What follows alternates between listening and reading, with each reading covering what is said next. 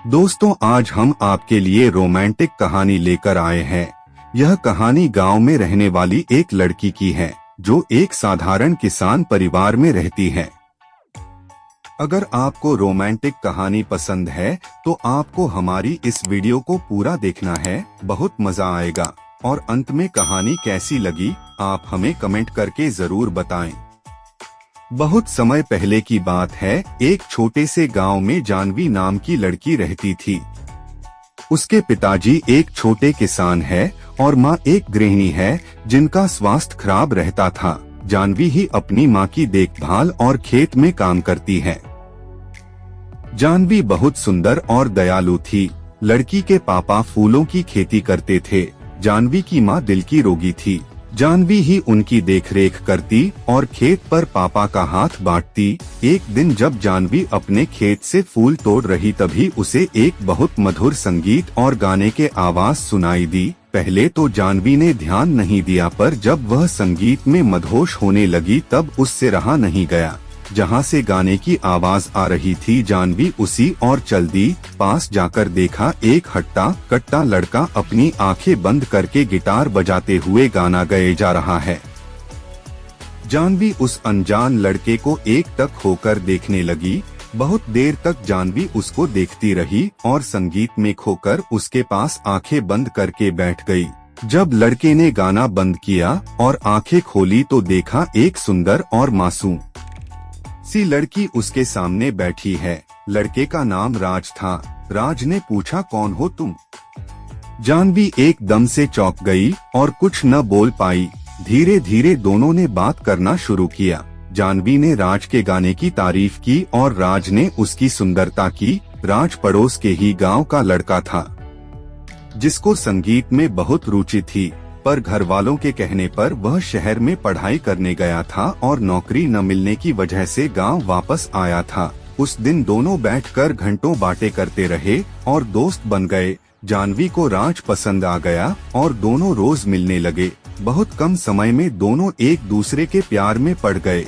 जानवी को अपनी किस्मत में पाकर राज खुश रहने लगा, पर उसकी यह खुशी ज्यादा दिन की नहीं थी। एक दिन जानवी के पिता ने दोनों को एक साथ पकड़ लिया और राज को दोबारा उनके गांव में आने से रोक दिया। जानवी ने अपने पिता समझने की कोशिश की, पर उसके पिता एक गाने वाले के सख्त खिलाफ थे।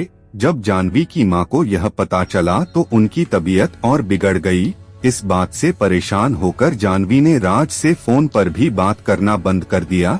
राज ने मायूस होकर गांव को छोड़ दिया।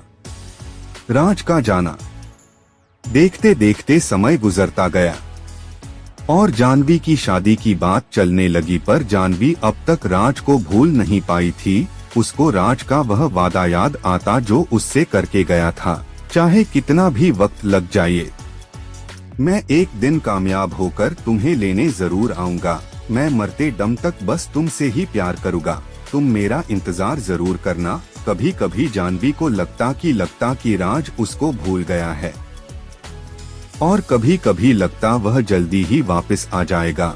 न जाने कितनी बेचैनी और दर्द में जानवी जी रही थी। न वह किसी से कुछ कह सकती थी और न अपने प्यार को भूल सकती थी।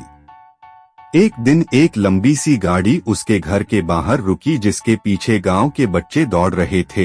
इससे पहले गांव में इतनी महंगी गाड़ी कभी नहीं आई थी।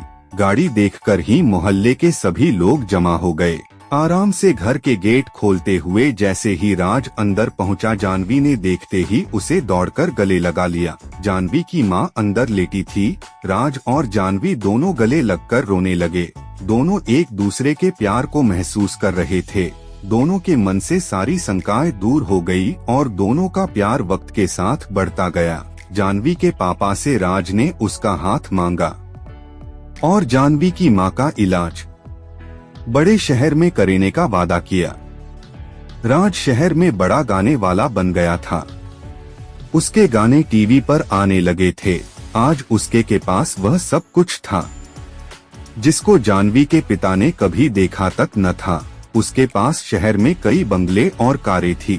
जानवी के पिता इस बार राज को मना नहीं कर पाए और दोनों के प्यार को देखकर झुक गए और दोनों की शादी धूमधाम से करा दी। जानवी और राज ने अपना पूरा जीवन खुशी खुशी बिताया और जब वह शहर से बोर हो जाते तब वही उस खेत के पास आते जहां वह पहली बार मिले थे।